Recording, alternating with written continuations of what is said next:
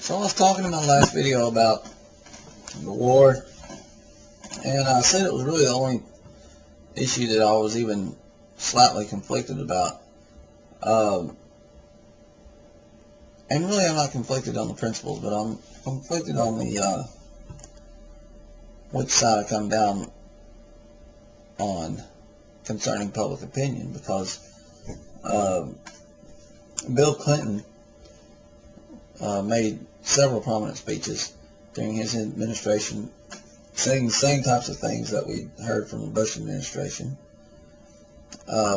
We had dozens of countries that joined us in the coalition over there in Iraq, which seems to indicate that they thought that the thing over there was legitimate. And then you had the UN, which we made 14 or 17 resolutions that everybody at the UN agreed upon, that said if Saddam didn't submit to the weapons inspections, that there'd be action taken in the world community.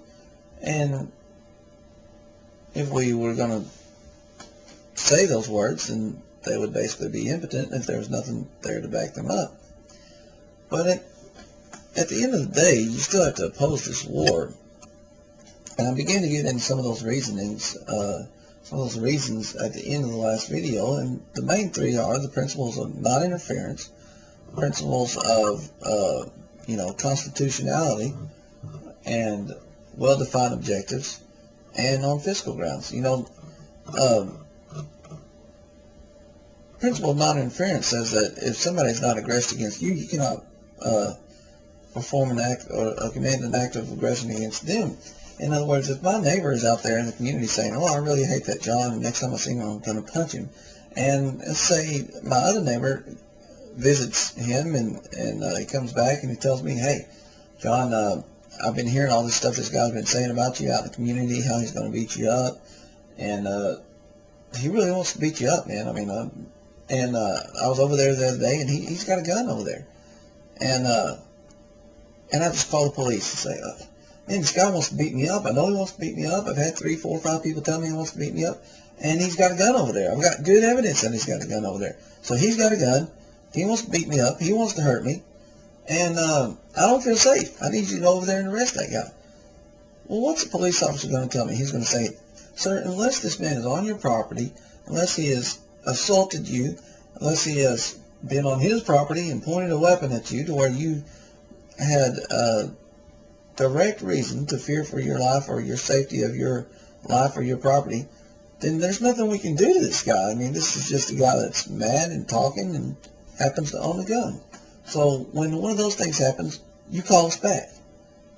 Okay, there would be no right to go onto his property and arrest him and grab him and perform an act of aggression upon him when he had not committed a direct act of aggression against me. So if that's the way it is between individuals, and it is, and it should be, then it has to be the same way between countries. We don't have the right to go in and commit aggression against somebody just because they've said they don't like us and they have some weapons and what have you. We can only commit aggression against others and go on the offensive, so to speak, when we've been attacked ourselves. And yes, that does mean the other man has to throw the first punch. But you're not justified in going over, jumping on somebody when they haven't done anything to you and they haven't made any moves that would pose a direct threat to you. So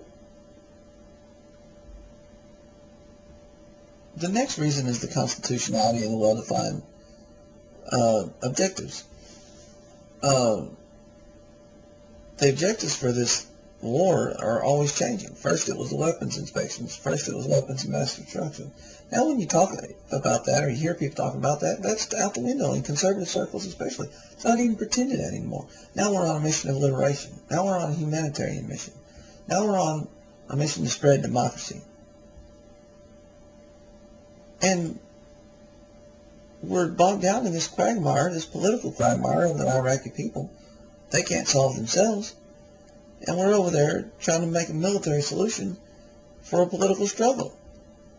It's just like Vietnam. We're trying to make a military solution to a political struggle. Has anybody ever noticed in this country's history that when we enter into wars that are justified and on clearly defined grounds, we succeed overwhelmingly? In the War of Independence, where our objectives were just and they were well defined, we won that war against overwhelming odds. In the Civil War and the first two world wars, where we were attacked directly and directly threatened, I mean, we won those wars more or less, yes, with great casualty, but overwhelming victories and resounding victories. And these lesser conflicts, like Vietnam, Korea, Bosnia and Herzegovina, Rwanda, Somalia, and all these stuff, we don't have resounding victories because our goals are not well defined. And I think morally, we know in the back of our mind that we're not morally justified to use the type of force that it would take to garner or to get a resounding victory. Because we're over there in the middle of something that is a delicate situation. It's between the people of the region. And so we don't just go in there and blow things up with brute force like we would if we were morally justified in being there. So if you're going to declare war, declare it, go in there and wipe them out, be done with it, claim victory, and come home. Don't entangle yourselves in these secondary type of operations where your objectives are not clearly defined, and the ones that are given are always changing. You haven't been aggressed upon, and you don't constitutionally declare war. The last one is on fiscal policies. An economic conservative like myself, how can you support a war that you're borrowing $1 billion a day from the Chinese? It's making our money worthless. The inflation we're experiencing right now is a direct result of this war. And it's always warfare and welfare that brings down any civilization.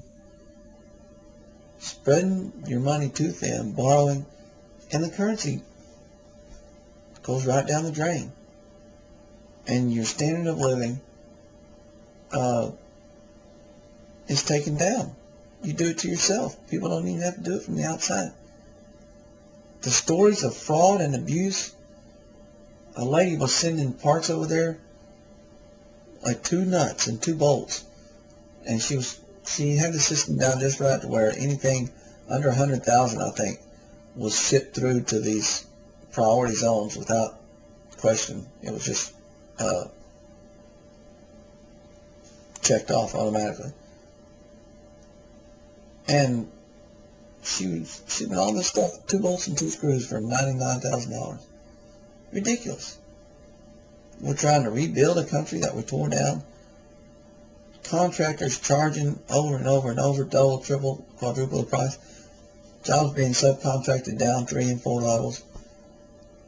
Just ridiculous fraud and waste and borrowing, which is all going to have to be paid eventually. Whether it's in the form of bankruptcy or, who knows, higher taxes, or we can only hope it's from extreme cuts in government spending, but I don't see that coming. So I know that conservatives won't get with me much on some of those points, but on this economic, fiscal points, everybody, from the liberals about hating Bush, wanting to get out of this war because of him, fine. But these are the real reasons for opposition to this war, and there's plenty of it. But the economic ones are the greatest because we're destroying ourselves. My time's up. I could have a little bit more, but I got to get out of here. Opposed. Thoroughly opposed in the final analysis.